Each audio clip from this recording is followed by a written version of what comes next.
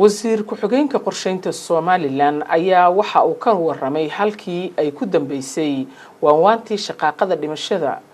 sababtay ee ka dhacday degmada Xariirad ee gobolkaasi Awdal.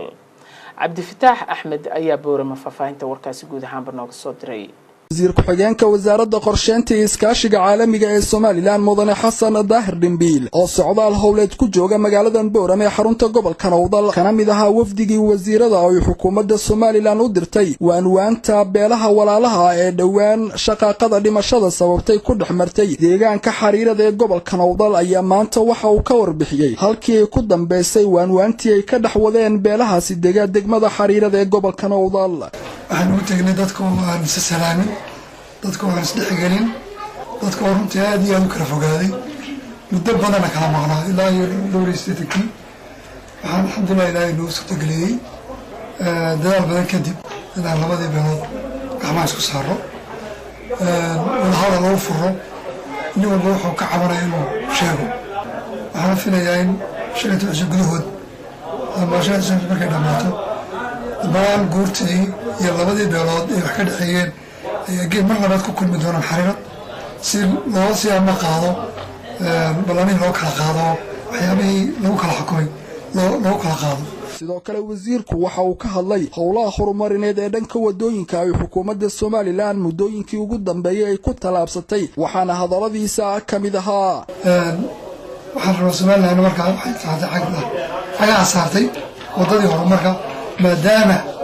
ay maanta mashquul ku tahay sidii Somaliland oo dhan la isku xiri lahaa wadooyinka hadday tahay Salaxley hadday tahay Bilagubadle hadday tahay Lacargaabo hadday tahay Boorama ilaa Dila oo kan Boorama la hagaajinayo waliba iyadana dhammaystiran tahay Boorama ilaa Dila iyo kala beernaa dib baa loo hagaajinayo hay'adaha xarunta shaqada kadib inta markaa facekan dhamayno waxaan hamsanahay inaanu dhaqaaqi doono ilaa xeeb ilaa sir insha Allah inuu dhammaystir doono qorshaha dawladda ay tahay inta cimriga gaaro fishankan ku jirnaa lisana watas.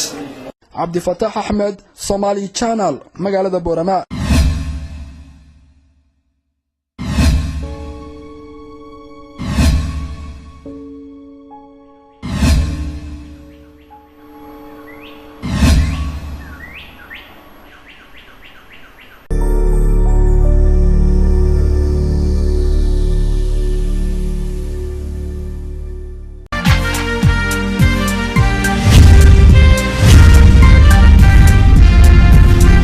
wasiir ku-xigeenka qorsheynta Somaliland ayaa waxa uu ka waramay halkii ay ku dambeysay waanwaantii shaqaaqada dhimashada